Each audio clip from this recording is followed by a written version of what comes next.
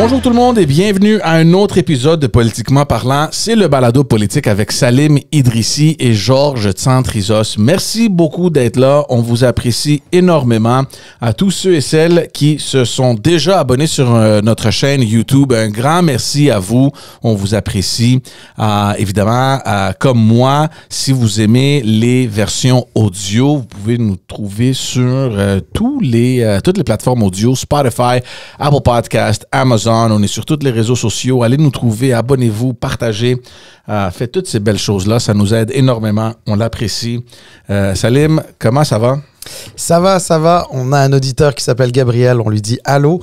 Il m'a fait une petite blague une fois sur la météo. Mais tu sais, Gabriel, il fait beau aujourd'hui. Il fait chaud. Fait que là, je peux pas passer à côté de ça, Gabriel. C'est une blague. Merci d'ailleurs de nous écrire. Il y a plusieurs personnes qui nous écrivent. Ouais. Que ce soit, en tout cas, par divers moyens, notamment à travers YouTube. Notre dernier épisode, d'ailleurs, avec Jean-Denis Garon du Bloc québécois, a bien performé. Il y a quelques personnes qui nous ont écrit.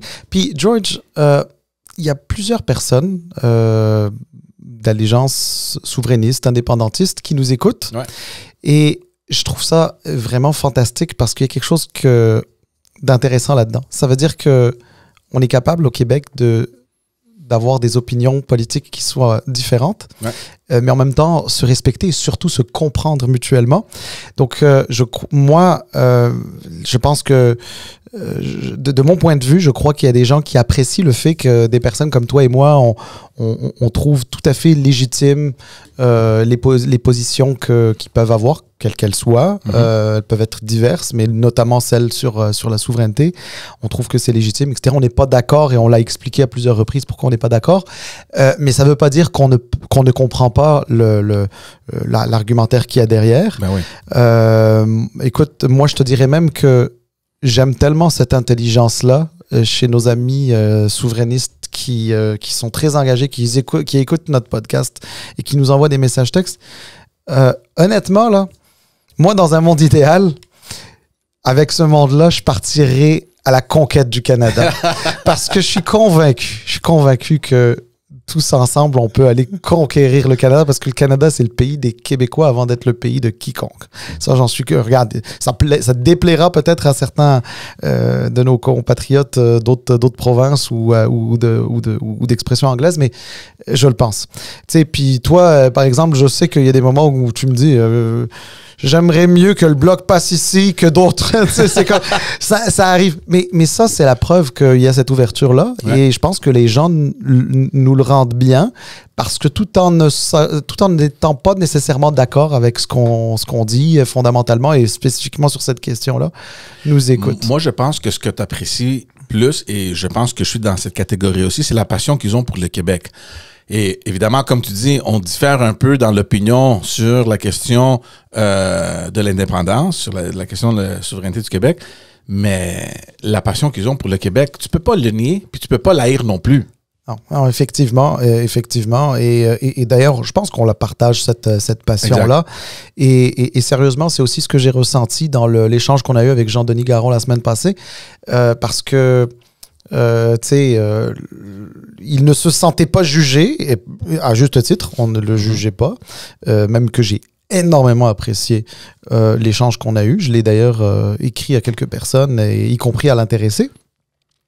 Et nous non plus. Puis on a eu une superbe discussion magnifique, ouverte, même avant le podcast, puis après l'enregistrement aussi. Donc, merci à toutes ces personnes qui nous écrivent, qui nous écoutent. Sachez qu'on fait juste... on n'a pas d'agenda caché, on fait pas la promotion. D'ailleurs, souvent, on est beaucoup plus difficile avec des gens avec qui on est supposément d'accord. On sait comment les faire décoller, sur quel bouton appuyer pour leur faire mal. Fait que, on fait des trucs. Et je peux même vous dire qu'on reçoit souvent les critiques les plus acerbes viennent de personnes avec qui on a soit déjà milité ou des choses comme ça. Et je pense aussi c'est parce que ils s'attendent à ce qu'on soit amis ou je sais pas trop quoi, là, qu'on va un peu mollo, Mais c'est pas notre job. Puis premièrement, on n'est pas payé pour ça, là, en passant. Notre job à nous, c'est d'avoir une discussion. Et je pense qu'au début, c'était un peu difficile de sortir un peu de cette bulle-là. On était des militants puis des partisans libéraux. Mais du Québec. Du Québec, oui, très, très important, du Québec. Mais l'important pour nous, c'est justement ça, c'est d'avoir ces discussions-là. Et tu peux pas avoir une discussion responsable et même amicale, je te dirais, en ayant toujours la même vision sur une chose de ton parti, de cette idéologie. Ça marche pas. Non, effectivement. Mais en tout cas, merci à toutes ces personnes-là qui nous écoutent. Mais là, George, on est vendredi. Il reste 3 jours avant le vote. Ouais. Avant qu'on parle de l'élection, parce qu'on a beaucoup de choses à dire sur les élections. Évidemment, avant le vote, on a beaucoup de choses à dire. Hier, j'ai failli m'étouffer avec mon muffin, comme beaucoup de Québécois, sur l'excès de zèle fait par l'OQLF. L'OQLF, c'est l'Office québécois de la langue française. C'est-tu assez stupide, ça? Et je ne veux pas t'interrompre, mais c'est juste qu'à chaque fois qu'il y a une affaire de même qui arrive, c'est lors de grands événements. Et j'ai comme l'impression que, soudainement, tu sais, ils doivent avoir quelque chose à faire, ces gens-là, d'important. Parce que moi, je crois beaucoup aux lois françaises, tu sais, la protection de la loi française. Bien sûr. Donc, ils doivent avoir quelque chose d'important à faire. Puis, tu sais, on va revenir, évidemment, mais... tu sais, des pastagates durant le Grand Prix. Trouvez-vous pas une autre journée de déranger les gens? Puis là, tu vas venir évidemment aux Canadiens. En plein milieu des séries éliminatoires, là, tu sors une affaire de même. Take it easy, franchement. Oui, je suis d'accord avec toi. En fait, je veux qu'on en parle un petit peu parce que je trouve, comme tu le sais, j'ai écrit là-dessus. Hein, il y a des personnes qui me suivent sur Substack, là, donc Salim Idrissi sur Substack. J'écris de temps en temps, pas souvent, malheureusement, j'ai pas assez le temps, mais on peut voir mon propos ou l'idée que je partage. Mais alors, oui, définitivement, c'est un anglicisme d'ailleurs, mais assurément, il y a un excès de zèle de la part de l'OQLF. Mais sais-tu quoi? Dans le passé, je tapais sur les doigts de l'OQLF en me disant « mais ça n'a pas de bon sens, c'est quoi cette histoire? La Pastagate, là, écoute, on a été... la risée de la planète entière sur cette question-là. Franchement, les gens se sont moqués de nous partout. Là, tu sais, je veux dire, moi, j'ai de la famille en Europe, écoute, qui m'écœurait là-dessus. Tu sais, je veux dire. Puis, regarde. Puis, il y en a eu d'autres, des épisodes. Là, on se souvient du Pastagate parce que ça avait fait les manchettes internationales. Mais là, sur cette question de... il ne faut pas dire « go Habs go » parce que « go », c'est un mot anglais. Donc, il faut dire « aller »,« aller Canadien, aller », tu sais. Ouais. Ça fait... c'est pas grave. Le Canadien de Montréal a genre 100 ans ou je sais pas trop, là. Ouais. Ça fait genre... je sais pas quoi. Et puis, il y a toute une histoire, là, derrière Habs, etc. Ouais. Donc, tu sais, je veux dire... Puis là, c'est rendu qu'on peut pas l'écrire puis sur un autobus. Écoute, et l'OQLF rentre là-dedans. Mais sais-tu quoi? George, je veux plus taper sur l'OQLF. Je ne veux plus. C'est pas la faute de l'OQLF au final. Non mais je veux dire, tu vas me dire oui mais l'OQLF a peut-être peut faire preuve de jugement. Ouais. Je comprends. Et sais-tu quoi? Je suis d'accord. Mais moi c'est pas sur l'OQLF que j'ai envie de taper. J'ai envie de taper sur nous collectivement, Québécois, qui élisons des députés qui soient caquistes, libéraux, péquistes, solidaires, indépendants, name them. Souvent, ils arrivent en campagne électorale et nous allons défendre le français. Tu sais? Puis là, tu leur dis comment vous allez défendre le français. Puis là, ils vont te sortir, on va resserrer tel truc, dans le fond, on va utiliser le bâton plutôt que la carotte. Ça va être une défense serrée, pas une promotion. On va pas s'assurer que la qualité soit meilleure, mais on va juste s'assurer que ça nous ressemble parce qu'on veut pas faire de nivellement vers le haut, etc. Tu sais. Et là, Et là, le monde, c'est lui, là, lui nous aime. Là. Lui, il est nationaliste. Lui, je vais voter pour lui, c'est un nationaliste. Il pense à la langue française. Mais en réalité, c'est que sa politique publique, elle vaut zéro. Elle défend rien le français. Ça améliore pas le français dans les écoles. Nos enfants qui vont à l'école publique apprennent pas mieux le français. S'ils ont la chance de tomber sur des bons profs, oui. Mais tu sais, je veux dire... Tu reçois sûrement des lettres, non? De profs ou de la direction d'école ou des affaires, des courriels. Et je veux pas t'interrompre, mais le nombre de courriels puis de communications que je reçois de l'école de mes filles qui sont bourrées de fautes d'orthographe, là, ça n'a pas de sens. Alors, je vais être très honnête avec toi. Dans les courriels que j'ai reçus, j'en ai pas vu. Ça veut pas dire qu'il y en a pas. J'ai peut-être pas prêté attention plus qu'il en faut. Mais à la limite, je veux pas faire le procès des écoles.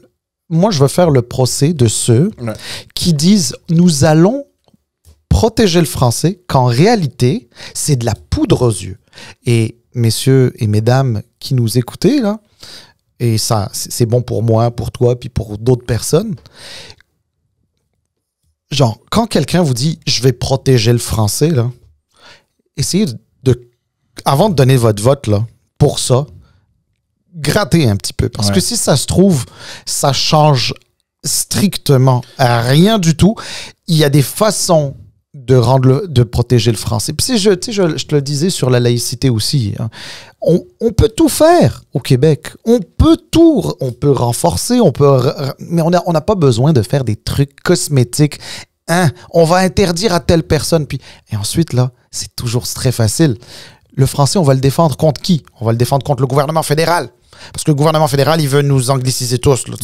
C'est bien connu. Là. C'est dans la charte. Mais les institutions anglophones aussi. Les institutions anglophones, les cégeps, les immigrants. Attention, les immigrants vont nous angliciser. Oui, mais ils ne parlent pas anglais eux-mêmes. Je veux dire, ils viennent... Oui, peut-être qu'ils baragouinent plus d'anglais que de français parce qu'il se trouve que sur la planète, les gens...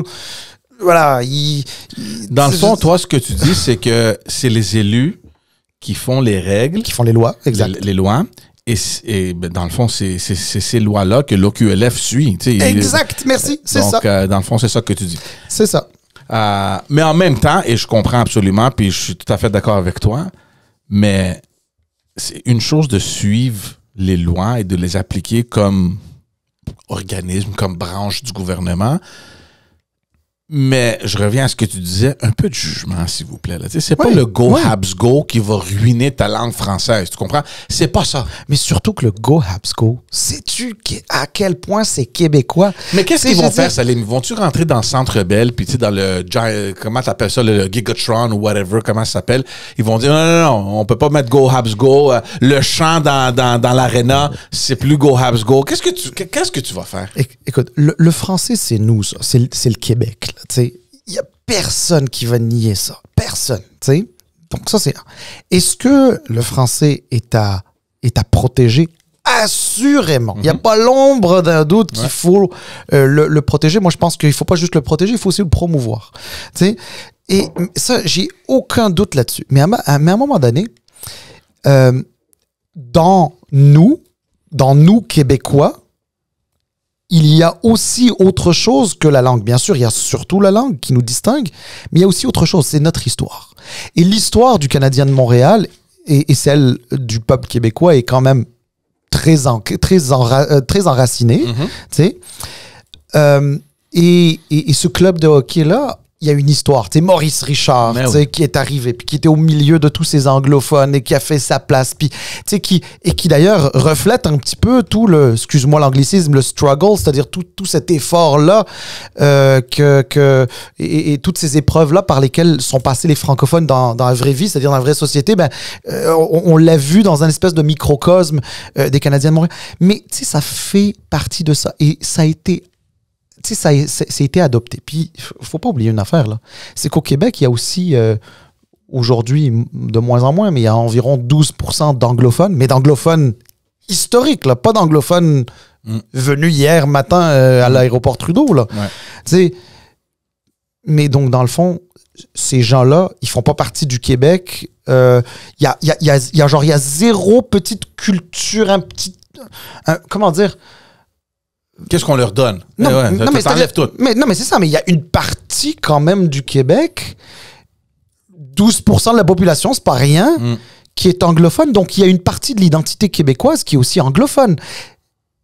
Don't get me wrong, je suis pas en train de dire que le Québec, c'est anglophone. C'est pas ça que je dis. Le Québec, sa distinction, c'est justement le fait que ce soit la langue française qui est notre socle commun, notre ciment. Tu sais, c'est sûr et certain de ça. C'est ce qui nous lie tous. Moi, quand je rencontre un anglophone qui souvent parle français, je lui parle en français. Ça arrive qu'on change de langue si la personne a plus de misère, mais ça, c'est une autre histoire. Tu sais, mais tu sais, à un moment donné, ça fait aussi partie de ça. Alors, qu'est-ce qu'on va faire? On va-tu gommer une partie même de notre histoire au nom de notre identité? Il y a comme quelque chose de contradictoire là-dedans. Ouais. Puis, honnêtement, c'est tellement ridicule que la plupart des gens, on dit, mais ça n'a pas de bon sens. C'est pas juste ça, c'est que les élus dont tu parlais, mais eux aussi, en majorité, ils sont sortis dire que c'est ridicule. Puis même, je pense, le ministre Robert, ce matin, il a dit qu'on va garder le Go Habs Go. Je pense que je l'ai vu passer quelque part. Là. Donc, je pense qu'ils ont tous réalisé que c'est ridicule, cette affaire-là. Alors, mais George, on est rendu là. Le ministre doit dire, ouais, Go Habs Go, ça marche. Exact. Tout le reste, là, ça marche pas, là, mais lui, là, tu sais, là, c'est du cas par cas. C'est le ministre qui va nous dire, il y a une checklist, puis, le Go Habs Go, ça, on peut le permettre. Ouais, puis excuse-moi, là, tu sais, je veux dire, il est ministre de la langue française, et comme par hasard, ministre de l'immigration aussi, tu sais, je veux dire, pourtant, on devrait, à mon avis, séparer ça, parce que l'enjeu de la langue française est infiniment supérieur, ne serait-ce que la place que ça a dans notre identité que l'immigration. Puis justement, il faut pas mêler les deux, en mon sens. Mais voilà, on est là-dedans. Mais pourquoi on doit faire un débat de société là-dessus? Ça aucun. On a vraiment là. Écoute, Salim, ça a pris 3 jours dans les nouvelles. Mais on n'a rien à faire. Mais ça veut dire non, c'est ça. Au Parlement, on a des lois. Tu sais, l'innovation, la science avance tellement vite. Mais la science avance, mais la législation qui doit encadrer cette science-là, elle suit pas la cadence de la science. Pourquoi? Ben, c'est parce que au Parlement, qu'est-ce qu'on fait? On fait des motions.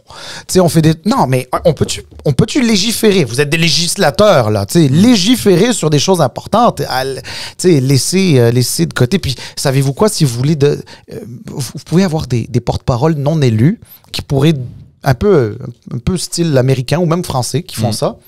Des porte-paroles non élus qui sont capables de donner la position de leur parti ou des gens pour qui travaillent sur ces questions-là, puis hop, on passe à autre chose. Parce que, m'excuse, on te dit que les politiciens travaillent fort. J'ai aucun doute. J'ai le plus grand respect pour les politiciens. Mais en même temps, on regarde, on n'a pas de temps à perdre avec ces affaires-là. Puis, Monsieur Robert, si vous voulez... défendre la langue française, c'est dans les écoles. Et il a été ministre de l'Éducation. Tu sais, je veux dire, c'est avant tout dans les écoles. Exact. Avant tout dans les écoles. Un dernier truc que je voulais dire là-dessus, puis oups, je pense que j'ai oublié mon dernier point. Bon, ben ça, regarde. Bon. Peut-être que ça me reviendra plus tard. Mais regarde. Je l'ai! Ouais, vas-y. Je l'ai! Tu veux on va vraiment s'arrêter là-dessus sur le sujet. On a déjà parlé beaucoup plus longtemps que je pensais. Tu veux qu'on utilise les lois du Québec sur le français concernant le Canadien de Montréal? Tu sais que la langue du travail au Québec, évidemment, c'est la langue française. C'est au-delà d'être la langue officielle, c'est aussi la langue du travail. Ouais. Tu qu'on parle de quelle langue est utilisée dans le vestiaire du Canadien de Montréal? Moi, je suis pas sûr que ce soit en français qu'on parle à nos joueurs qui viennent d'un peu partout. Ouais. Donc, voilà. Donc, à un moment donné, l'OQLF, est-ce qu'ils vont rentrer à l'intérieur du vestiaire du Canadien de Montréal puis leur dire dans quelle langue vous parlez de stratégie sous la douche, là? Regarde, à un moment donné, le ridicule, là. Non, ça doit arrêter. Parlons de politique fédérale. Comme tu as dit, on enregistre aujourd'hui, c'est vendredi. Donc, demain, l'épisode sera publié. Donc, si vous l'écoutez, il vous reste 1 ou peut-être 2 jours avant l'élection. On s'est dit avec Salim, peut-être ça serait bien de faire un petit bilan de cette campagne-là. Nos pensées, on va prendre tous les partis individuellement. Puis, on va juste dire ce qu'on a pensé de ce dernier mois. Les bonnes choses, les moins bonnes, les mauvaises, puis etc. Est-ce que tu veux commencer? Oui, on peut commencer. On commence où? PLC? Oui, rapidement avant... Un portrait genre général. Ouais. Comment tu as vu la campagne? Ouais. Ben, d'abord, moi, j'ai l'impression que cette campagne est très longue, alors qu'en réalité, elle est très... la plus courte. C'est la plus courte. Ouais. Mais la raison pour laquelle je pense qu'il y a beaucoup de gens qui ont l'impression qu'elle est très longue, c'est parce qu'on a l'impression que... Pas que l'élection est déjà faite, mais... Il y a comme une espèce de tendance qui laisse planer le fait que, les libéraux pourraient peut-être regagner cette élection, c'est-à-dire sauf revirement majeur à 2 jours du vote. Mais là, soyons clairs, là, le vendredi, aujourd'hui, c'est la dernière journée. Là. Il n'y a plus de campagne après ça aujourd'hui. Non, il n'y a plus de campagne. C'est fini. Ouais. Écoute, moi, je vais juste te dire un truc. Ce que le PLC a démontré, qui peut être très positif comme très négatif, donc dépendamment les gens qui vont nous écouter, ils vont le voir très positivement ou très négativement. C'est que le PLC, dans son ADN comme parti politique, c'est un ADN de parti qui sait s'adapter pour le pouvoir. C'est un parti de pouvoir. Disons-le clairement. De toutes les manières, c'est pas moi qui le dis, c'est les bouquins d'histoire. Prenez depuis la Confédération à aujourd'hui, le Parti libéral du Canada a plus gouverné que n'importe quel autre parti. Et pourquoi je dis ça? Parce que on dirait que le PLC, dans le chaos total dans lequel il était encore très récemment, a su choisir la personne pour rassurer les Canadiens et les convaincre, potentiellement, parce que c'est pas encore fait, de voter pour lui de nouveau. Et ça m'impressionne, ça. Je vais te dire pourquoi ça m'impressionne, parce que organiquement, quand tu es une organisation, organiquement, arriver à faire ce genre de move, ça veut pas dire que ça fonctionne. Il y en a d'autres, des partis qui essayent, puis ça fonctionne pas toujours. Puis le PLC s'est déjà trompé, là, Ignatieff, Stéphane Dion, et j'en passe, là, tu sais, Turner, tu sais, je veux dire. Mais ils l'ont réussi, c'est-à-dire d'être arrivé à trouver un technocrate, c'est-à-dire quelqu'un qui n'est pas fondamentalement un gars de parti politique. Non, mais ce n'est pas un politicien, il le dit lui-même. Exactement. Donc, un technocrate. Mais il se trouve que dans le contexte actuel, qu'on l'aime pas, qu'on aime son parti ou qu'on l'aime pas, qu'on aime ses idées, ses positions ou pas, il se trouve que dans la situation actuelle, trouver un technocrate, c'était quelque chose qui était recherché, qui était voulu parce que ça venait d'une certaine manière rassurer. Il se trouve en plus que ce technocrate vient occuper un terrain qui a été laissé vacant depuis très longtemps. Celui du centre droit. Particulièrement sur la question économique. Parce que M. Trudeau était pas mal à gauche, faisait plus concurrence au NPD, et les conservateurs étaient bien plus à droite. Mais tout ce centre-là n'était pas occupé. Et paradoxalement, je l'ai lu pas plus tard que ce matin, ou hier matin, je me souviens plus, il y a du monde, c'est rapporté, là, je pense que c'était Radio-Canada où je le disais, il y avait des Vox Pop où il y avait du monde qui disait si ça avait été M. Trudeau, j'aurais voté NPD. Mais là, je vais voter M. Carney. Puis moi, dans ma tête, je me dis, mais ça se peut-tu? Je veux dire, M. Trudeau et le NPD sont quand même plus proches. Fait que là, comment ça se fait que tu sautes M. Trudeau, tu passes du NPD? Et c'est ça, toute la différence, parce que les conservateurs n'ont pas perdu leurs appuis au Canada. Non, puis on va faire ça un parti à la fois. Je suis tout à fait d'accord avec toi. Le Parti libéral, à mon avis, évidemment, quand on voit les chiffres, tu peux pas dire qu'ils ont eu la pire campagne. À mon avis, ils ont eu la meilleure campagne. Et on s'entend, là, en termes de contenu, on n'a pas eu grand-chose d'aucun parti. Mon avis personnel. Oui. Il n'y a pas eu beaucoup de profondeur dans les propositions. C'était vraiment concentré sur l'image de qui va nous protéger de la meilleure façon contre cette grande menace de Trump, comme si la menace de Trump va durer 4 ans, là, tout le mandat au complet. C'est ça que je trouve, moi, ridicule. Comme quelqu'un de l'extérieur qui regarde, oui, c'est important ce qui se passe aux États-Unis, ça va nous affecter économiquement, socialement et tout ça, mais c'est pas vrai que pendant 4 ans, il va y avoir un va-et-vient avec Donald Trump. Là. Tu comprends? Au moins, je veux pas le croire. J'espère que ça n'arrivera pas, mais c'est dur à croire que pendant 4 ans, on va vivre une instabilité comme ça. Donc, le fait que les gens pensent que oui, 4 ans, let's go, on va nous protéger de Donald Trump, déjà dans ma tête, c'est ridicule de penser comme ça. Mais il faut donner ça aux libéraux. Et moi, dans ma tête, la campagne, ça n'a pas commencé au mois de mars, là. La campagne commence quand tu sais qu'on rentre dans une année électorale. Tout ça, pour moi, compte comme campagne. Et les libéraux ont été spectaculaires dans la gestion du nouveau chef et de l'arrivée de Donald Trump. Ils ont pu, vite comme ça, ils ont adapté. Depuis le jour 1, tout de suite, qu'est-ce qu'il faut faire? Carbon tax, out the window. Quoi d'autre là, qui a fait les premières choses? C'était le carbon tax, puis quoi d'autre? La position sur le pipeline aussi. C'est ça, les pipelines. Tout ce que Poilievre utilisait pour littéralement détruire Justin Trudeau et les libéraux, on l'a enlevé de l'équation, puis c'était fini. That's it, that's all. On introduit la menace Trump, and let's go. C'est ça notre position maintenant.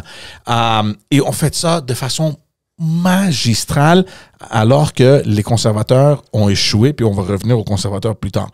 Moi, ce que je me demande, et pour finir sur mes affaires, sur le Parti libéral, et c'est spécifiquement sur ça.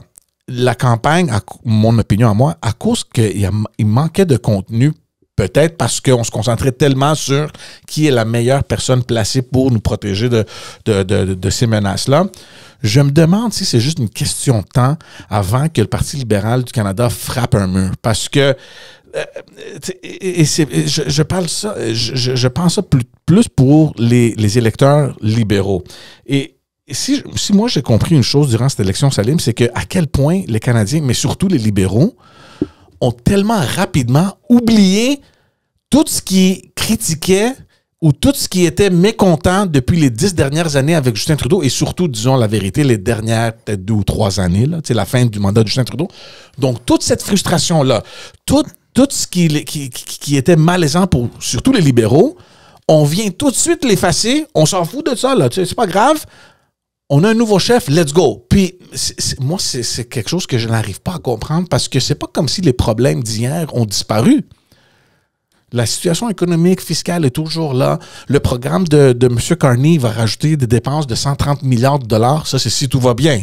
Okay? On s'entend que les plans, souvent, ne fonctionnent pas comme on les annonce durant les campagnes. Donc, c'est très fort probable que les dépenses vont dépasser les 130 milliards. Mais en tout cas, tout ça, on est en train d'oublier ça. Puis, ouais, Mark Carney. Donc, moi, je me demande à quel point est-ce qu'on va réaliser, tous collectivement, que les problèmes sont toujours là. Et bon, on vient d'effacer peut-être le premier mur qu'on a frappé. Est-ce que l'autre mur va venir nous frapper encore plus dur? Et c'est ça que, tu sais, et juste un message pour les amis qui nous écoutent, là, qui sont libéraux, là. Je comprends que vous êtes contents, puis je suis content pour vous, puis bravo pour votre parti. Puis, tu sais, moi, j'ai eu tellement de merde là, sur Facebook. Là. Salim, je prends pas l'habitude d'écrire sur Facebook, mais cette campagne-là, j'ai dit, je vais faire un petit test, OK? Je vais essayer un peu de déranger. Et je te le dis, là, les commentaires, là. Ah, t'es un pro-Trump, un pro-Poilievre. Va dire à ton ami qui est nul, qui est plat. Guys, relax. C'est des questions que je pose. Là, tu comprends? Et c'est juste ça que, tu sais, ça m'a fait réaliser que on est venu tout de suite, tu sais, de fermer les yeux. Il n'y a rien qui s'est passé. Non, on est parfait. On a bien géré le pays. Puis là, on a un nouveau leader qui va nous sauver la vie parce qu'on a Trump qu'on n'aime pas. Puis l'autre, c'est un mini-Trump qu'on ne veut pas avoir non plus. Donc, allons-y. Guys, wake up. Parce que il y a un mur qui... J'ai peur. J'ai peur que dans 4 ans, pas sûr si on va être en meilleure position. C'est juste ça que j'ai à dire. Mais c'est très bon. Il y a beaucoup de choses que tu as dites là-dedans avec lesquelles je suis d'accord. En passant juste sur ton point où tu disais comment le PLC a très bien géré l'arrivée de Mark Carney, etc., en fait, tu faisais littéralement écho à ce que moi j'appelais être un parti de pouvoir. Parce que les partis de pouvoir savent gérer ce genre de situation-là. Et c'est la raison pour laquelle certains partis sont très bons. Mais en passant, tu sais, je vais te dire, quand les gens qui nous écoutent là en ce moment, ils vont dire « parti de pouvoir, ça sonne mauvais ». Oui et non. Dans une société, on a aussi besoin d'un parti qui est capable aussi de s'adapter à certaines réalités. Plutôt que d'aller juste sur les idéologies. Puis c'est déjà arrivé que ce soit, pas nécessairement au Canada, là, mais que ce soit l'inverse, les partis de pouvoir soient plus des partis d'obédience conservatrice ou de choses comme ça. Donc, mais je suis d'accord là-dessus. Ensuite, je suis d'accord sur un autre truc. C'est-à-dire que, en théorie, cette élection-là, peu importe qui allait être le chef du PLC, M. Trudeau, Mme Freeland, M. Carney, ou peu importe, normalement, cette élection-là aurait dû porter sur le bilan de 10 années de gouvernance libérale fédérale. Normalement, c'est ça. On a vraiment ignoré ça? Alors, oui, mais quand... Alors, tu as tout à fait raison de dire que, d'une certaine manière, ça a été un petit peu ignoré. Mais... on va se le dire, il y a à en faire le constat, comme toi et moi le faisons, et il y a ce que d'autres pensent être un complot, là, je sais pas trop quoi. Hey, les libéraux ont comploté pour se retrouver comme... Les libéraux, là, ils ont pas fait élire M. Trump. Ils sont pas allés dire à M. Trump qu'il fallait annexer le Canada. Non. Ils ont pas dit à M. Trump qu'il fallait aller chercher nos ressources naturelles. C'est des circonstances qui étaient hors contrôle, sauf qu'ils ont pu les gérer beaucoup mieux. Exact. Mais alors, justement, les gérer beaucoup mieux. Parce que, tu vois, ça, c'est super intéressant. Parce que c'est vrai que les libéraux sont...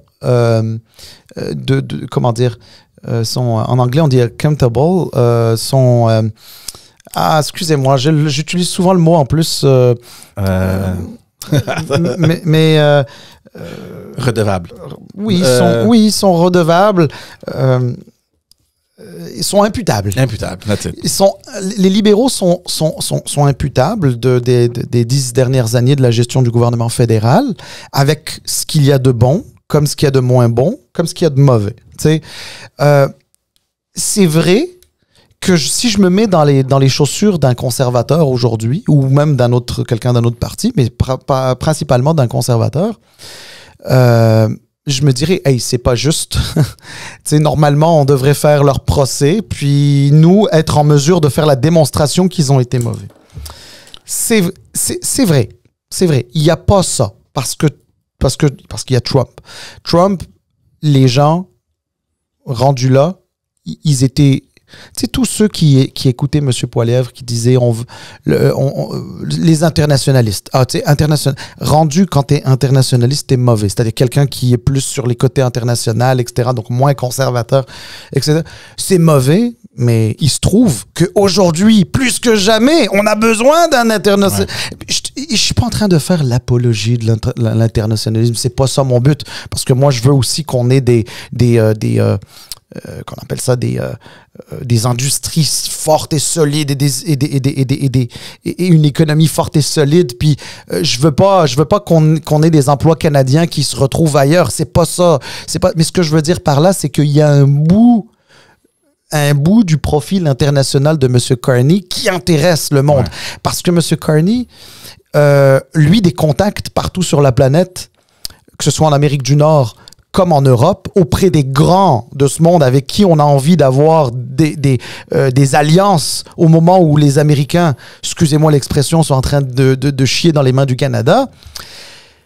Eh ben, il y a une position de leadership que le Canada peut prendre. Oui, mais il les connaît, ces gens. Et je parle pas de connaître dans le sens PR, là, c'est pas des relations publiques, mais il était à la tête d'une banque centrale, non seulement canadienne, mais aussi en Europe, à l'époque où la Grande-Bretagne faisait encore partie de l'Union européenne, puis par la suite, tu sais, les gens le connaissaient, c'est des cercles.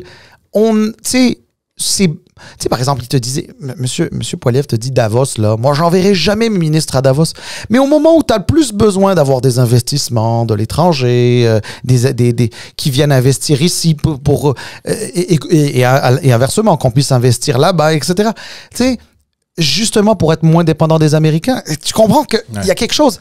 Donc, même l'électorat, là, qui au début était comme, tu sais, Poilievre a raison, ben, il y a des gens qui est comme, Jusque-là, j'étais prêt à voter Poilievre parce qu'il venait faire le contrepoids à Trudeau. Ouais. Mais là, dans un autre contexte, je suis moins d'accord. C'est comme ça, là, évidemment. Je te le dis comme je le perçois, là, tu sais. Ouais. Mais voilà, donc ça, c'est pour les libéraux, en tout cas. Et ça nous amène aux conservateurs, parce que autant que les libéraux ont pu profiter de cette situation-là pour tout de suite rebondir et dire, OK, on change de direction tout de suite, nouveau leader, nouvelles circonstances, let's go. Mais les conservateurs, et avec toute l'expérience autour de la table, Salib, n'ont pas pu faire ça. Et ça, je ne le comprends pas. Et puis là, on va parler juste évidemment de la campagne. Quand tu perds une avance de 20 à 25 points, là, est-ce qu'on peut ne pas qualifier ça comme la pire campagne? Et je laisse de côté Pierre Poilievre comme candidat, comme chef de parti, son habilité, c'est les débats, puis on va parler tantôt avec les débats. On met ça de côté. À partir du moment où tu perds 20 ou 25 points, dépendamment du sondage, mais je suis désolé, mais c'est la pire campagne. Je suis désolé. Et on fait des fautes très graves, puis on en a mentionné ici dans le podcast, et surtout en communication. Et là, j'arrive pas à comprendre comment les stratèges, puis tous ces cerveaux-là autour de Pierre Poilievre, on peut faire des erreurs de même. Une campagne tellement concentrée autour du chef, autour du leader, aucune place pour les candidats, aucune visibilité. Et là, on va pas dire de nom, mais on a rencontré des candidats conservateurs qui nous ont dit, il y a un mot d'ordre, ils nous permettent pas de faire ce type de médias. On parlait évidemment de notre podcast. Et là, j'ai compris. Parce que nous, on pensait, on dit peut-être, je sais pas, on assumait qu'il y a un mot d'ordre, on savait pas. Mais là, quand des candidats viennent te le dire que oui, effectivement, on nous permet pas de faire ce type de médias. Mais là, ça... écoute, il y a plusieurs candidats qui nous ont dit ça.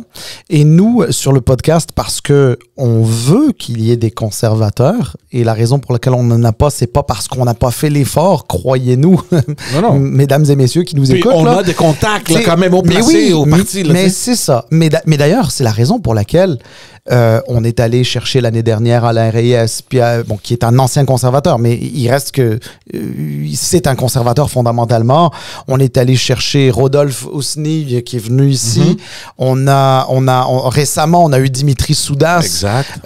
Puis on a eu des personnes qui avaient été avec les progressistes conservateurs à l'époque, Luc Lavoie, etc. Donc, regarde, je veux dire, mais on peut pas avoir plus. Et on n'a pas pu avoir des candidats. Puis moi, il y a certains candidates aussi, qui m'ont dit un truc. Les pamphlets, tu sais, les espèces de pamphlets qu'ils distribuent là, dans les comtés, il y avait encore écrit dessus les trucs genre axe de taxe, etc. Ouais. Donc, le thème de campagne ne roulait pas. Puis là, c'était la photo de M. Poilievre avec son épouse à l'arrière, etc. Donc, on est... En fait, sincèrement, franchement, je te le dis sincèrement, là, c'est pas une bonne campagne dans le fond comme sur la forme. Mais par contre, je veux quand même... Tu sais, au-delà de ça, c'est intéressant parce que toi, c'est vraiment intéressant parce que tu as dit un truc. Tu as dit, au-delà de la personne, juste de penser que tu as 20 et quelques points d'avance dans les sondages, puis que là, tu es prêt à... Pendant 2 ans, hein, ah oui. Et que là, tu es prêt à perdre l'élection de ta vie, là, c'est que forcément, il y a quelque chose qui a été mal fait quelque part. Tu sais, tu disais qu'il y avait du monde là qui t'ont reproché à toi, par exemple, de supposément d'aimer Trump ou je sais pas trop quoi, puis que Poilievre, c'était un mini-Trump, etc. Là, c'est pas moi qui le... Regarde, c'est le Wall Street Journal. Ouais. Wall Street Journal, le titre... How Canada's Trump-style candidate blew a 20-point polling lead. Ouais. Comment le candidat canadien... Trump, là. Ouais, la version canadienne de Trump. C'est ça. Ouais. A gâché une avance de 20 points. Ouais. Et il y a... et puis il y en a d'autres, hein. Il parle qu'il a soutenu les camionneurs qui ont bloqué Ottawa en 2022, qui avaient qui voulaient enfin bref, c'est trop long. Faut dire quand même aussi, Salim, là, que le Wall Street Journal dernièrement, il penche un peu à gauche, là. C'est pas le Wall Street Journal qu'on connaissait à l'époque. Attends, Wall Street Journal, il penche pas à gauche. Le Wall Street Journal, il est peut-être pas très Trump. Pourquoi il n'est pas très Trump? Parce que le monde des affaires qui est à Wall Street, puis Donald Trump a fait campagne contre Wall Street. Mais le monde des affaires, quand il voit l'incertitude que Trump crée, eh ben, il te dit, l'incertitude, c'est pas bon pour la business, c'est pas bon pour l'économie, c'est pas bon pour les emplois, c'est pas bon pour la croissance, etc. Mais bref, ça, on va laisser le sujet américain pour une autre fois, là, mais bref, on est là. Mais moi, regarde, je ne prétends pas avoir la vérité, mais ma lecture des choses, mon analyse des choses. Puis j'ai suivi Pierre Poilievre de manière très pointilleuse depuis 3 ans, parce que pour moi, c'était lui qui allait devenir le premier ministre du Canada. Et donc, je voulais bien l'analyser, puis ça fait 3 ans que je le suis, mais genre régulièrement. Il est chef du Parti conservateur depuis 2 ans et demi, depuis septembre 2022. Depuis septembre 2022 qu'il veut des élections, absolument, et le plus rapidement possible, qu'il fallait mettre fin au règne de Trudeau. Je n'ai pas de problème avec ça. Il y a beaucoup de Canadiens, au Canada, en fait, tous les sondages d'ailleurs le démontraient, qu'il y avait une fatigue envers les libéraux et surtout envers Justin Trudeau, et que les Canadiens allaient offrir la plus large majorité de l'histoire du pays à Pierre Poilievre et les conservateurs. Mais lorsque tu réclames tous les jours des élections depuis 2 ans et demi, comment ça se fait que tu n'es pas prêt à l'élection la plus importante de ta carrière? Probablement la seule cartouche, la seule shot que tu as pour devenir PM. Pourquoi je dis ça?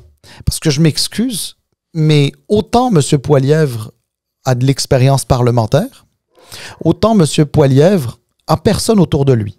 Donc, à part ces députés de son caucus au Québec, qui sont forcément un petit peu connus, qui sont ses candidats vedettes, il n'en a pas.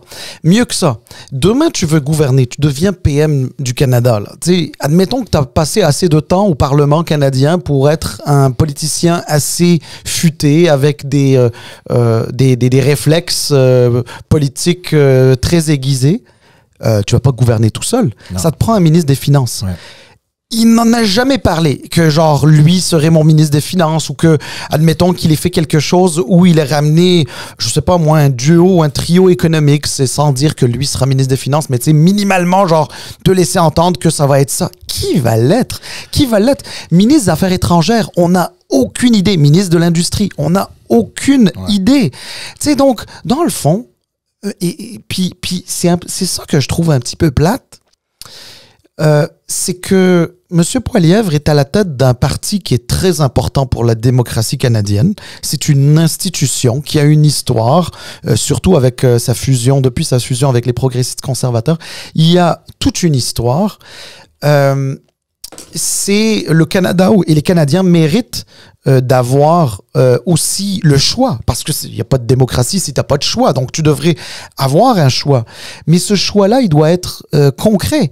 Et malheureusement, ce choix-là n'a pas été là. Mais pourquoi? Moi, sincèrement, je te le dis franchement, je te le dis tel que je le pense, j'ai l'impression que pour M. Poilievre, la démocratie, c'est juste, on gouverne chacun son tour. Donc, les libéraux ont été là assez longtemps pour s'user. Maintenant qu'ils sont usés, c'est notre tour. C'est notre tour. Sauf que, alors, est-ce que l'alternance fait partie de la démocratie? Absolument. Mais l'alternance, elle doit elle doit être alimentée par quelque chose de plus que « Hey, c'est mon tour de gouverner, là. Ouais. Hey, t'as assez gouverné, George, c'est mon tour. » Ça marche pas. C'est pas comme ça. Arrive avec une équipe, arrive avec un plan.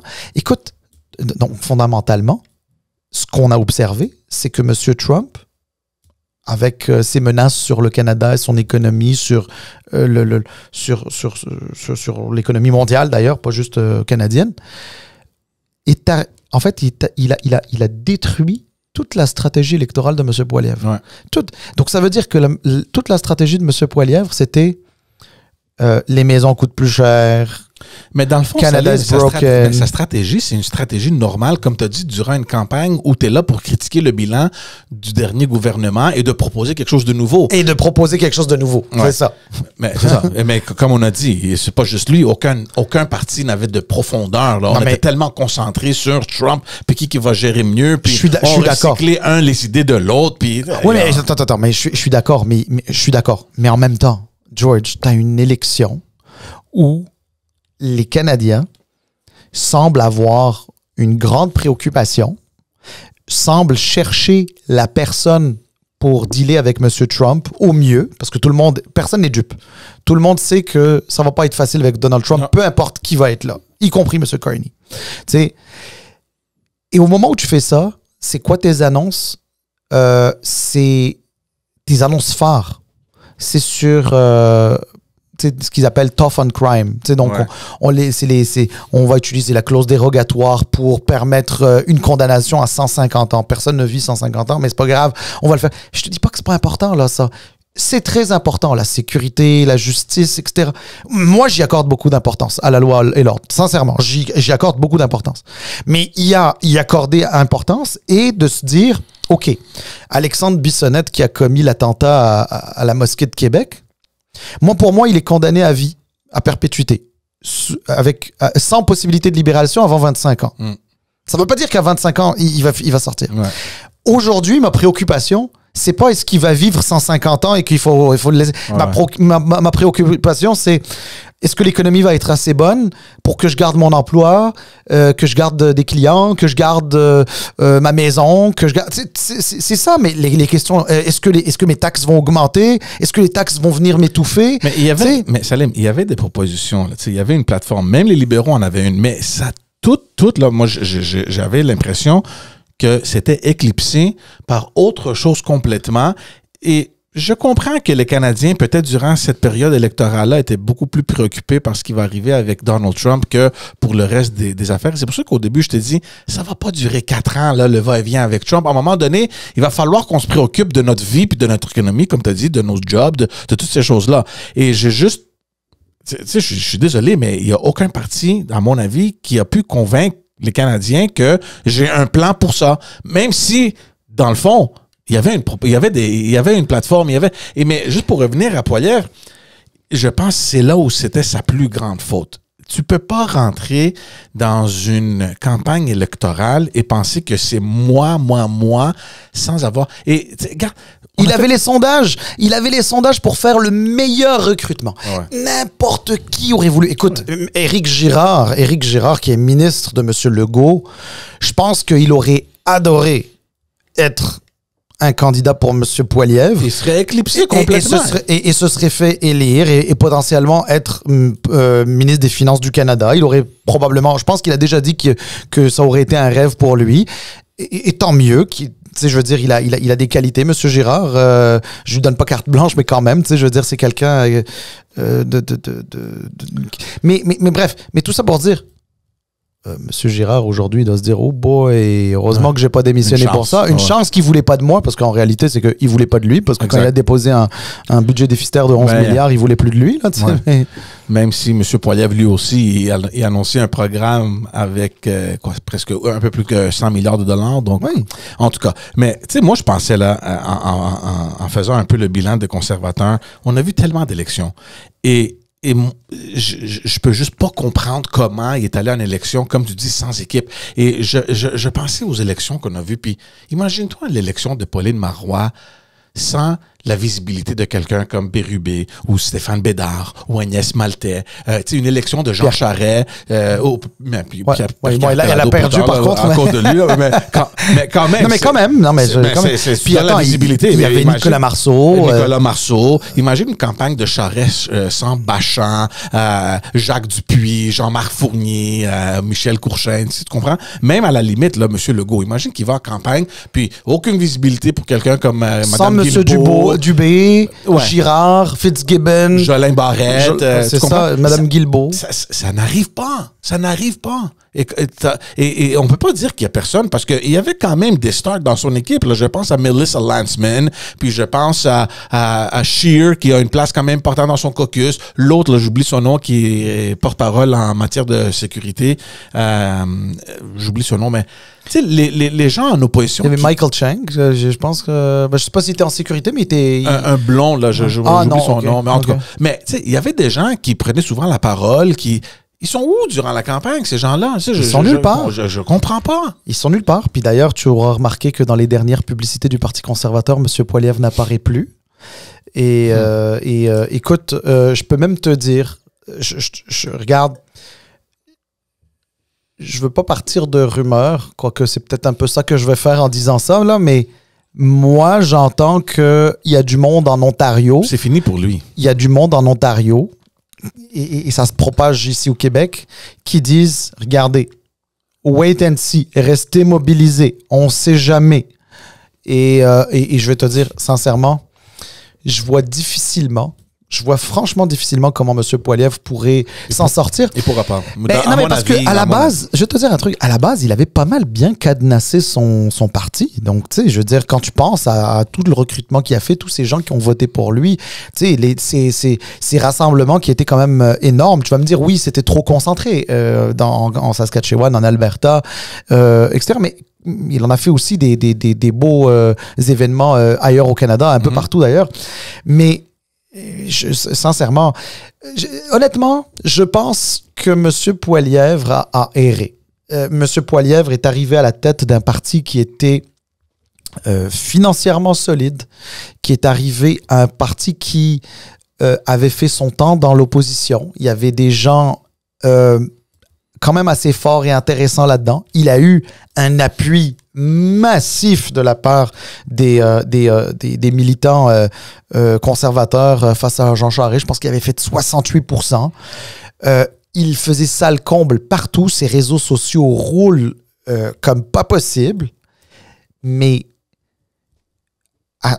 t'avais les meilleurs sondages. Tu sais que quand t'as ces sondages-là, tu peux faire du recrutement. Tu peux aller chercher des candidatures vedettes. Parce que quand ton parti va pas très bien, puis demande-le au PLQ, là. Tu sais, quand ton parti fait pas très bien dans les sondages. Le navire, mais oui, mais c'est ça. Quand tu vas voir quelqu'un, là, qui, je sais pas moi, qui travaille dans une grande organisation, dans une grande entreprise, puis tu lui dis, viens-t'en en politique. Il te dit, ben là, regarde. Je suis prêt à faire l'effort financier d'aller en politique. Je suis prêt à manger de la critique matin, midi et soir. Mais excuse, là, tu sais, je suis prêt à le faire. Mais quand je te vois dans les sondages, t'es pas très bon, là. Fait que j'ai pas envie d'y aller. Exact. Mais lui avait les meilleurs sondages. Ouais. Même Andrew Scheer, en 2019, ça faisait à peine 4 ans que Trudeau était au pouvoir. Même Andrew Scheer, en 2019, a fait un meilleur recrutement partout au Canada, y compris au Québec. Ouais. À l'époque, au Québec, je sais pas si tu te souviens, mais Pascal Derry, qui est ministre aujourd'hui, elle s'était présentée pour les conservateurs. Ouais. Il y avait une Olympienne dont j'ai oublié le nom qui s'était présentée pour les conservateurs. Sylvie Fréchette, je pense. Ça m'échappe. Honnêtement, je veux pas dire de bêtises, là, mais je pense que oui. Ouais, dans le nord de... Mais tu sais, il y avait à l'époque, bon, il se représente cette fois-ci, mais à l'époque, il était plus vedette qu'aujourd'hui. Dans Trois-Rivières, c'était Yves Lévesque, l'ancien maire de Trois-Rivières. T'avais et j'en passe là. T'avais des entrepreneurs un peu partout. Écoute. Il y avait du beau monde, là. Il y avait du beau monde. Ouais. Mais écoute, sincèrement, c'est... Mais peut-être qu'il y en a encore, sauf qu'on ne les a pas connus. On n'a pas eu l'opportunité de les connaître. Et finalement, ça semble être vrai, puis on l'apprend maintenant à la fin de la campagne, que c'était littéralement un mot d'ordre qui venait d'en haut. Et c'était une campagne qui, depuis le tout début, était concentrée autour du chef. Et moi, je vais dire une chose, là, pour terminer avec le Parti conservateur. Premièrement, je pense que c'est fini pour Pierre Poilievre, puis on l'a vu avec les autres chefs. c'est comme une tradition, c'est presque standard au Parti conservateur, t'as une chance. Si t'échoues, you're out. You know what I mean? Puis on l'a vu avec les autres gars avant lui. Je me demande la question suivante. Est-ce que le Parti conservateur du Canada va rentrer dans toute une espèce de question existentielle pour tous les conservateurs? Ça fait, si on inclut Stephen Harper, ça va faire 4 chefs consécutifs qui ont échoué à vaincre les libéraux et de garder cette coalition, entre guillemets, vivante, là, de conservateurs progressistes ou de whatever.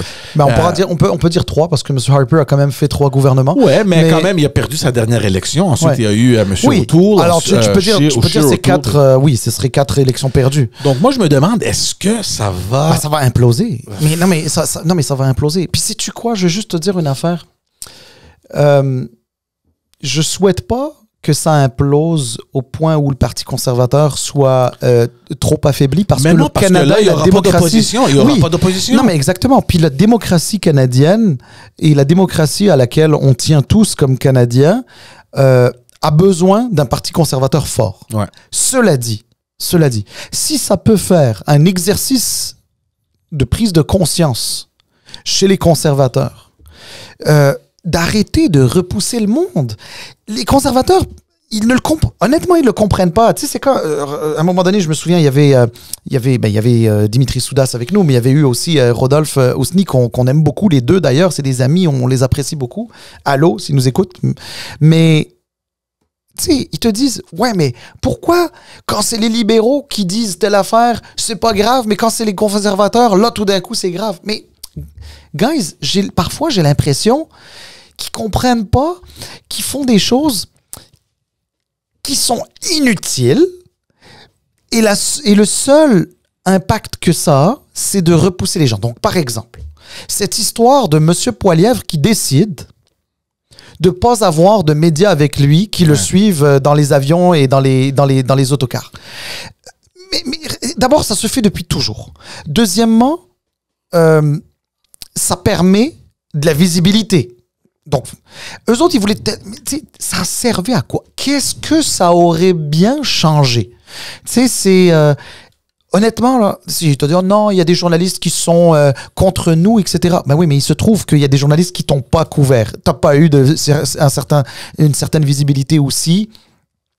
Et puis juste le fait d'envoyer le message aux Canadiens que moi je veux pas de journaliste, ça veut dire je veux contrôler mon message, ça veut dire que eux ils ont quelque chose à cacher. Mais pourquoi tu repousses les Canadiens? C'est inutile, c'était zéro. Stratégiquement là, on me dit que c'est Jenny Byrne qui voulait absolument ça. Tu sais, c'est l'école conservatrice très, tu sais genre, Jenny Byrne elle a fait couler Harper en 2015, puis elle vient de faire couler ou elle est en train de faire couler, on verra, parce que là, l'élection n'est pas encore passée, on le sait pas, là, mais en train de faire couler M. Poilievre. Tu sais, honnêtement, c'est stupide. Pourquoi tu fais ça? Ne fais pas ça. Tu repousses les gens. Ouais. Tu sais, autre chose. Les gens disent, à tort ou à raison, M. Poilievre, c'est mini-Trump. On en a discuté souvent. Moi, j'ai toujours dit, M. Poilievre, c'est pas Trump. Mais par contre, j'ai dit, les gens qui aiment Trump au Canada, là, ils votent pour M. Poilievre. Ils ne votent pas pour quelqu'un d'autre. Ouais. On va s'entendre. Donc, il alimente un peu ça. Quand tu veux ne pas ressembler à Trump, tu t'attaques pas aux médias. Au même moment que lui le fait. Ouais. Quand tu veux pas ressembler à Trump, tu reprends pas les slogans de Trump. Quand tu veux... Ouais. Oui, mais...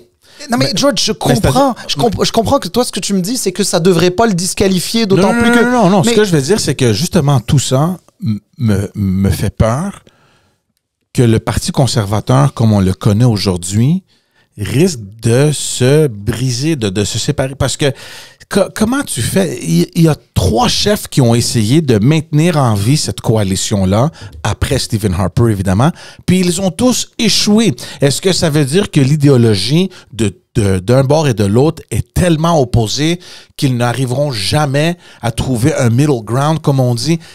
Ça prend quoi pour dire aux autres de l'Ouest, calmez-vous un petit peu, et de dire à l'autre de l'Ouest, hey, come on, réveillez-vous. Tu sais, et j'ai peur. Comme tu as dit, je veux pas qu'il n'y ait pas de parti conservateur parce que ça veut dire que les libéraux vont être au pouvoir pour un autre 10 ans. Ou alors l'alternance, ça va être le NPD. Tu veux tout ça? Ben. Tu sais, mais là, bref, mais regarde, je veux juste te dire un truc. C'est hyper important et pertinent ce que tu viens de dire, dans le sens que ça prend quoi? Ben, je vais te dire un truc. Ça prend à ce parti conservateur d'embrasser le conservatisme canadien, le vrai conservatisme canadien. Puis le vrai conservatisme canadien, celui que tu retrouves dans toutes les provinces, y compris au Québec. Parce que fondamentalement, le Québec a des racines conservatrices. Ben oui. Et d'ailleurs, le Québec et la province, on est une nation, mais je veux dire, on est une province à l'intérieur du Canada, mais le Québec, c'est le garant du conservatisme institutionnel du Canada. C'est le Québec qui rappelle au reste du Canada tout le temps sur quel précepte on a bâti ce pays-là. On rappelle la Constitution du Canada, le champ de compétences constitutionnelles, etc. C'est souvent le Québec qui est très en avance là-dessus. Donc, il y a quelque chose de conservateur au Québec. Et normalement, les conservateurs devraient faire des gains. Mais la raison pour laquelle ils n'en font pas au Québec, à part les 10 députés qu'ils ont depuis 25 ans, là, quasiment, ben c'est... j'ai oublié ma question. Excuse-moi. Non, mais donc je disais... Pour le conservatisme, pourquoi ça ne marche pas, ouais? Oui, mais ça marche... Oui, excuse-moi, voilà. Mais ben, dans le fond, c'est parce que c'est une question de bloc québécois. Puis le bloc québécois, il y a un aspect conservateur à ça.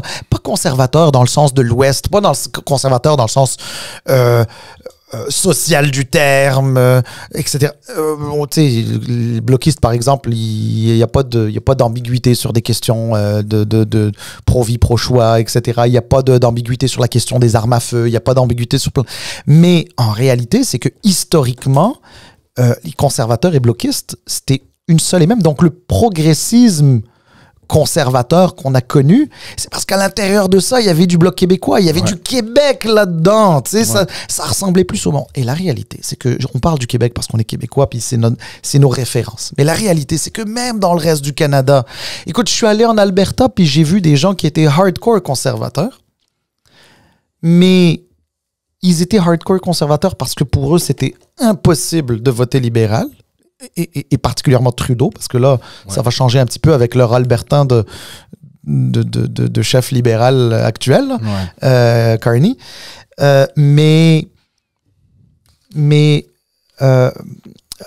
Comment dire?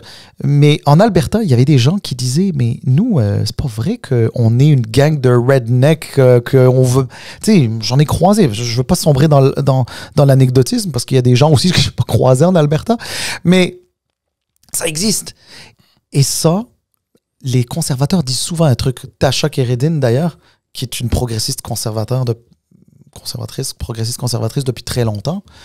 Elle a déjà été d'ailleurs à la tête des jeunes progressistes conservateurs du Canada à l'époque, je pense, de Charest comme chef. Eh bien, elle dit souvent, il faut élargir cette tente. La grande tente conservatrice. Mais la seule façon de l'élargir, c'est de l'élargir vers le centre. Parce qu'à droite, t'es bien campé, c'est déjà le cas. Je vais finir là-dessus, George. Qu'est-ce que c'est perdre 3 ou 4 points pour Maxime Bernier lorsque tu peux aller en chercher 15 dans le centre? Exact. Non, tu as tout à fait raison. Puis, en tout cas, regarde, on verra ce qui arrivera au parti. Je pense qu'ils vont rentrer, eux autres, aussi une période difficile, comme d'ailleurs on l'a connu au Parti libéral du Québec ici, avec les difficultés à s'identifier, peut-être même. Passons rapidement. NPD et Bloc québécois. NPD, il était dans l'élection? Je me sens tellement mal pour Jack Metzing. On l'a eu au balado. C'est un gars super gentil. On a eu tellement de fun avec lui, là. Je pense que c'est la fin de sa carrière à Jack Metzing. Je pense que donc il y avait presque aucune visibilité. C'est comme si le NPD avait même pas une place dans cette campagne-là, avec les circonstances qu'on a vues avec Donald Trump, les défis, l'importance sur l'économie, l'importance d'investir, etc. Le NPD a disparu du portrait politique carrément. Jack Metzing, presque aucune visibilité. Manque, il y avait une campagne marquée par la désespération. Je sais pas, j'ai eu beaucoup de misère avec la campagne du NPD.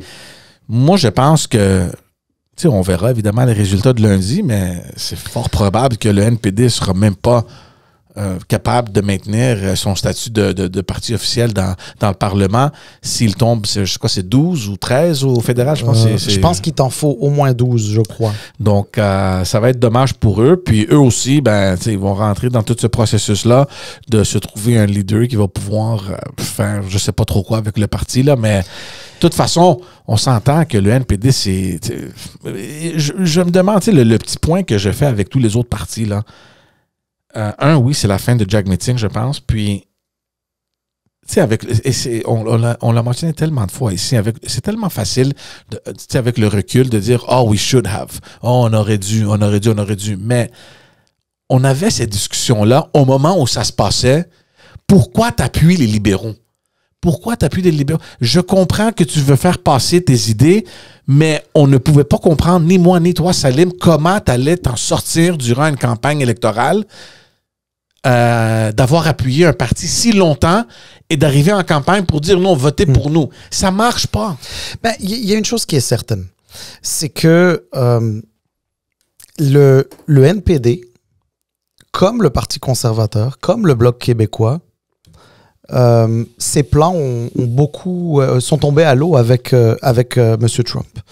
Parce que, admettons qu'il n'y en aurait pas de problème avec M. Trump. Admettons. Ou que les élections canadiennes avaient eu lieu juste avant son élection. Ouais. Le NPD, il n'y aurait probablement pas, en fait, assurément pas gagné l'élection, mais on ne serait pas en train de parler de est-ce qu'il serait reconnu éventuellement à la Chambre ou pas.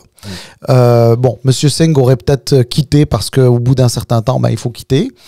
Mais le NPD aurait maintenu un niveau respectable et même que, peut-être que le NPD et les libéraux auraient peut-être été au même stade, surtout qu'à l'époque, on s'attendait à ce que Yves-François Blanchet fasse un score stratosphérique au Québec. Qu'il soit en opposition, mais c'est ça. Donc, même pour les libéraux, là, on pensait qu'ils allaient se ramasser avec 35 sièges ou un truc de chance, ce qui est vraiment très peu au fédéral quand tu sais qu'il y a 343 circonscriptions. Donc ça c'est le bout où entre guillemets, je défends le NPD. Mais plus clairement, pour être très honnête avec toi, George, quand on l'a reçu, Jack Mead, puis ça a été un plaisir de le recevoir, effectivement, moi, je sentais déjà que ça allait mal se passer pour lui. Ouais. Non, il le savait déjà. J'ai pas senti une grande combativité. Tu sais, la politique, qu'on le veuille ou non, là, c'est un sport assez extrême. Puis non, tu sais, quand tu t'en vas en élection, là, t'as envie de te battre. Tu vas te battre, Puis la conviction, elle est là. Le cœur est là. Mais on n'avait pas devant nous quelqu'un qui avait l'intention de se battre. Puis, je sais pas si tu te souviens, mais en tout cas, l'épisode est enregistré, donc on pourra retourner. Mais tu sais, il a fait tout... Il a survolé tous les gains que les Canadiens ont fait dans l'histoire grâce au NPD. Puis sais-tu quoi? Moi, je suis assez démocrate pour dire que tous les partis amènent quelque chose, même quand ils sont dans l'opposition. La semaine dernière, on avait Jean-Denis Garon qui nous a parlé au moment de la renégociation de l'ALENA, la CEUM, que le Bloc avait ramené certains éléments qui avaient peut-être été omis ou quoi que ce soit. Il nous a parlé du projet de loi de whistleblowers qui a passé. Exactement. Donc, tu sais, tous les partis apportent des choses. Et je peux pas croire que le NPD apporte pas. Donc, moi, je pense que oui, le NPD, il y a des grandes avancées. Mais on pourra jamais nier oui, le fait que, tu sais, les soins dentaires, puis... c'est eux avant d'être les libéraux. Oui. C'est eux. Ah, oui. Les libéraux, bon, l'ont financé, mais c'est normal, c'est eux qui sont au gouvernement. Oui. Mais à part ça, c'était dans la plateforme du NPD, ça c'est sûr. Donc, mais il n'y avait pas grande combativité. Puis, je pense qu'ils n'arrivaient même pas à trouver leur place dans cette élection. Et je crois que, dans le fond, ils ont fait l'élection sur envoyer le plus grand nombre de néo-démocrates au Parlement. Puis, on vous assure qu'on va nous assurer que on pense à vous, puis que vos intérêts soient défendus. Mais il y en avait, honnêtement, on ne sent pas grande conviction. Ben, je ne parle pas des convictions politiques, mais on ne sentait pas grande pas conviction, pardon. Confiance. Pas un désir de gouverner, là, ça n'existait pas. Quand tu compares ça à la campagne de Jack Layton qui parlait d'être premier ministre, il ne parlait pas d'être l'opposition et la balance du pouvoir. Mais même Jack Mead, en 2019, son premier débat des chefs, il était beaucoup plus combatif, etc. Puis là, on dirait qu'il n'arrivait même pas à trouver à sa place. Puis il voulait parler de santé. Les gens ne comprenaient pas trop pourquoi il voulait parler de santé. Mais c'était... quand je dis les gens n'ont pas compris, c'est-à-dire oui, tout le monde a envie de parler de santé, mais ce que je veux dire par là, c'est qu'à la base, c'est d'une élection fédérale et c'est pas un thème central. Tu peux parler des négociations dans la santé, mais ça, à la limite, ça fait partie à la limite des sujets comme le fédéralisme et moins c'est ce que tu as envie d'y mettre. Il y avait un peu de mal à se retrouver ça. Passons au bloc rapidement. Je pense que en termes de candidat, Yves-François Blanchet, à mon avis, c'était le meilleur candidat dans cette élection-là. Ça ne veut pas dire que c'était la meilleure campagne, parce que, évidemment, eux autres, ils font campagne juste au Québec. Et on peut le comparer au NPD. Ils ont été confrontés par une réalité qui était hors de leur contrôle. Les menaces de Trump qui sont venues complètement paralyser un parti qui, de toute façon, ne peut rien faire d'autre pour aller chercher de nouveaux appuis. Ils se concentrent sur une campagne au Québec. Et je trouve ça dommage parce que je pense que Yves-François Blanchet a beaucoup fait pour donner une nouvelle vie à ce parti-là. On a discuté de toute la semaine passée avec M. Garon. Et c'est juste la malchance que les circonstances sont d'une façon où, je sais pas, peut-être qu'ils vont perdre des sièges. Mais je l'ai trouvé bon, Yves-François Blanchet. Je l'ai trouvé bon dans les débats. Je l'ai trouvé bon dans ses conférences de presse. Mais qu'est-ce qu'il va pouvoir faire? Comment on appelle ça, l'expression en anglais, là? J'oublie mes mots, là, mais en tout cas, ça n'aurait pas servi à grand-chose. Écoute, intrinsèquement parlant, Yves-François Blanchet est un politicien très habile, intelligent, redoutable. Ouais. Donc, ces qualités-là, on les lui connaît, on les lui reconnaît.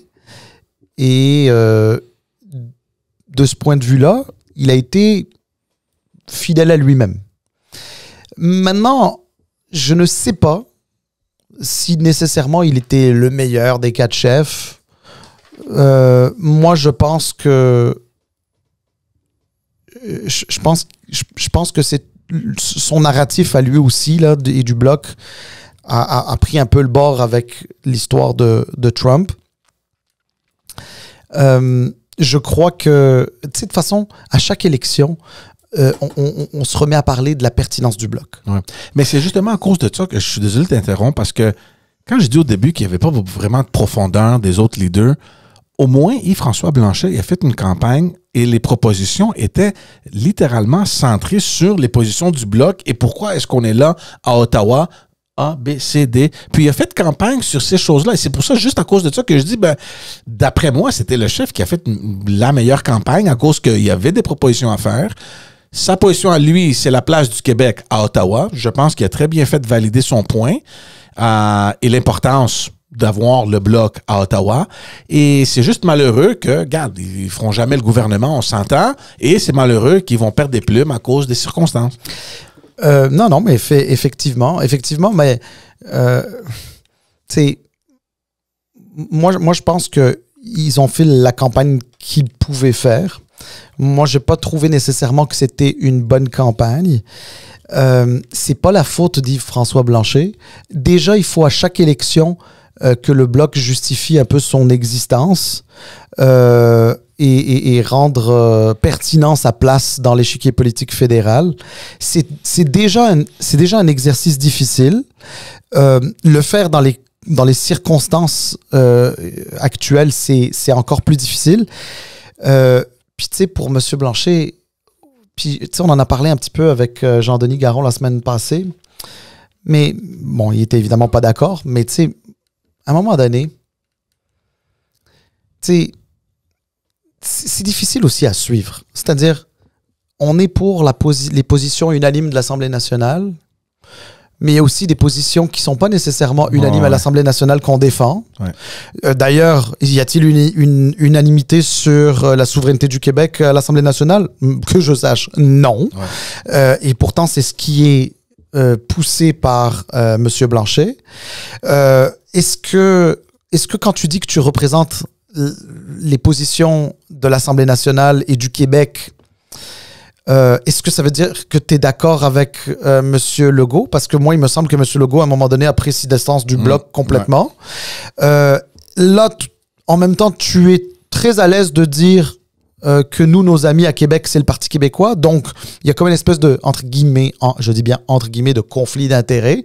Donc, dans le fond... c'est pas vraiment les intérêts des Québécois, c'est les intérêts d'un parti. Ben, c'est ça. Ouais. Tu comprends? Alors, je veux pas donner l'impression que je crois que le Bloc ne fait pas quelque chose de bien d'une manière générale pour le Québec. Je pense que le Bloc, jusqu'à un certain point, je dis bien jusqu'à un certain point, peut potentiellement être utile. Mais pour moi, il y a une seule personne qui a la légitimité de parler au nom du Québec. Une. Et cette personne s'appelle François Legault. Ouais. Pas parce que j'aime particulièrement M. Legault. Mais c'est parce que c'est le premier ministre. Parce que c'est le premier ministre du Québec. Ouais. Si M. Saint-Pierre Plamondon devenait PM, premier ministre demain matin, la seule personne qui pourrait parler au nom du gouvernement du Québec, ce serait lui. Ouais. Là, en l'occurrence, c'est M. Legault, donc c'est M. Donc, moi, j'ai un peu de misère lorsque on dit « Ah, mais moi, je parle au nom du Québec ou pour le Québec. » Non. Le Québec a un gouvernement et ce gouvernement-là parle au nom du gouvernement. Puis, j'aime pas non plus quand on dit « On parle au nom du Québec ». Parce que y a du monde que le Bloc québécois ne rejoint pas du tout. Le Bloc québécois a 32 sièges sur 78 au moment où on se parle. Donc, tu peux pas parler pour l'ensemble des Québécois. Et il y a un autre truc qui me dérange. Puis, j'en ai parlé la semaine dernière. Puis, bon, il y a quelqu'un qui a commenté là-dessus. Il semblait pas être trop d'accord, mais c'est correct. J'apprécie quand même les commentaires. Mais sur 78, il y a 32 bloquistes. Donc, ça veut dire qu'il y en a 46 qui viennent d'autres partis. Est-ce que les 32 bloquistes sont plus québécois que les autres? Ouais. Est-ce que c'est des meilleurs Québécois que les autres?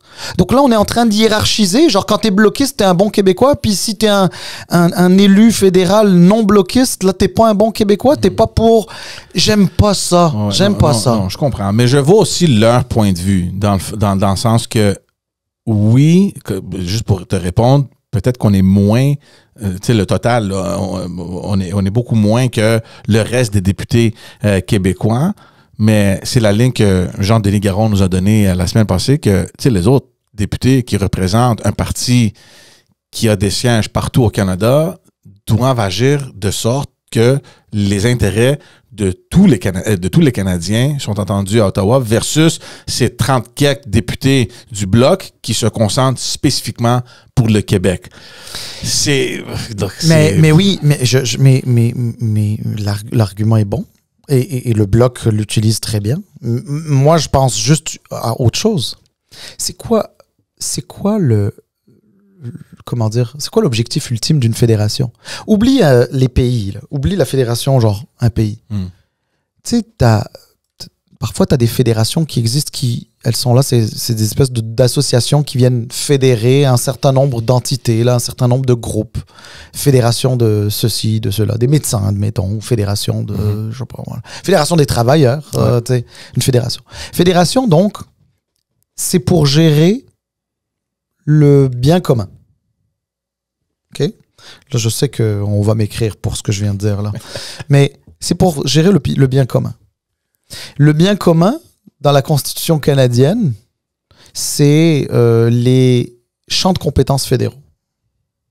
C'est pour ça qu'il y a des champs de compétences des provinces et tu as des champs de compétences fédéraux. Et dans les champs de compétences fédéraux, tu envoies des députés québécois à la Chambre des communes de tous les partis qui, selon leur vision, vont défendre ou représenter le Québec. Alors, c'est sûr que quand tu es, à l'époque, par exemple, Harper, où tu avais un gouvernement majoritaire de M. Harper, mais avec 10 députés seulement, majoritaire, 10 députés, ben, c'est sûr que le poids est plus difficile de faire valoir. Mais ça ne veut pas dire que tu ne peux pas influencer. Ça ne veut pas dire que tu ne peux pas te lever. Ça ne veut pas dire...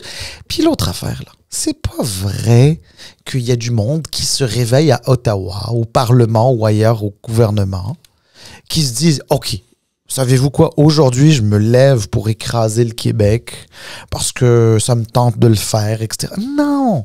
Le Canada a besoin du Québec. Le Canada a besoin que le Québec fonctionne bien, etc. Et le Québec, d'une certaine manière aussi, mais évidemment, c'est le fédéraliste qui dit, il y en a d'autres qui vont pas être d'accord avec ça, mais le Québec a aussi besoin d'une fédération qui marche, qui fonctionne.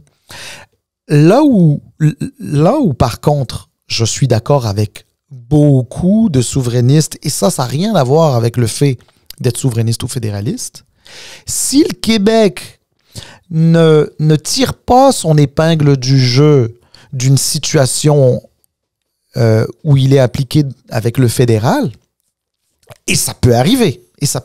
Et d'ailleurs, en passant, ça n'arrive pas juste au Québec. Moi, je peux te dire qu'il y a que d'autres provinces chialent aussi, parce que c'est le principe d'une fédération. En Belgique, en Suisse, en Allemagne, en Espagne, tout ça, c'est des pays qui sont, qui sont des fédérations. Tu sais?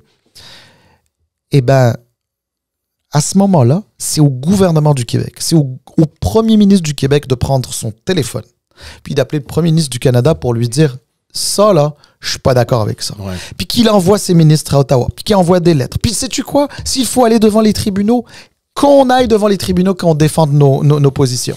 T'sais? Moi, je te donne un truc. Moi, la loi 96, là, je trouve que c'est une mauvaise loi. Et en plus, on utilise la clause dérogatoire de manière préventive, une fois encore. Et je trouve que c'est une très mauvaise loi sur la langue. OK? Mais moi, je veux pas... je veux pas, moi, par exemple, que M. Trump, quand il dit « Ah, la loi 96, c'est un obstacle au commerce. » Hey, non. M. Trump, là, occupe-toi de tes affaires.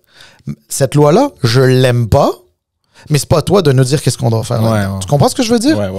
Mais, à un moment donné, si tu considères que le gouvernement fédéral n'a pas à s'ingérer là-dedans ou à la contester en Cour suprême ou quoi que ce soit, enfin, de participer à la contestation en Cour suprême, je pourrais être un peu plus rigoureux, ben, c'est au gouvernement du Québec d'agir. Alors, le Bloc, c'est toujours un enjeu pour eux de justifier leur pertinence. Qui n'est pas une pertinence à zéro. C'est pas du tout ce que je dis ou ce que je pense. Moi, je pense que le Bloc, à bien des égards, est très pertinent et apporte beaucoup. Je le crois sincèrement. Mais le message est très difficile à envoyer à la population. À la limite, j'ai presque envie de te dire, un Bloc québécois qui... n'était pas nécessairement accoquiné avec le Parti québécois et avec le mouvement souverainiste et qui restait sur une ligne très claire de ben moi je vais aller voir qu'est-ce qui se passe à l'Assemblée nationale, puis l'unanimité, puis les positions du gouvernement du Québec qui sont légitimes, puis je les emmène à Ottawa. À la limite, je te dirais que ce serait plus facile à vendre aux gens et les gens y adhéreraient. Et là, c'est très difficile. Ouais. Ça a été long, cet épisode-là. Ça a été très long. On voulait parler un peu des débats, mais on a déjà... J'étais fatigué en plus. J'étais même pas sûr que ça n'a pas paru, en tout cas. Ouais, ça n'a pas paru. Hein. Mais je te le dis, à chaque fois que je dis que je suis fatigué, je parle plus que quand je dis que je suis pas fatigué. On va mettre un point là-dessus, les amis. Écoutez, je sais pas si vous écoutez l'épisode le samedi ou le dimanche, ou peut-être même le lundi matin. Allez voter. Allez voter parce que, évidemment, c'est une élection très importante. On vous dira jamais pour qui voter, mais go vote, go. Go vote, go, c'est ça. Merci encore une fois de votre amour. Allez vous abonner sur notre chaîne YouTube. Allez nous retrouver sur tous les réseaux sociaux, sur les plateformes audio. Partagez, commentez, donnez-nous des likes. Ça nous aide énormément. Et on vous voit avec un tout nouvel épisode la semaine prochaine. Merci tout le monde. Ciao. Merci, bye.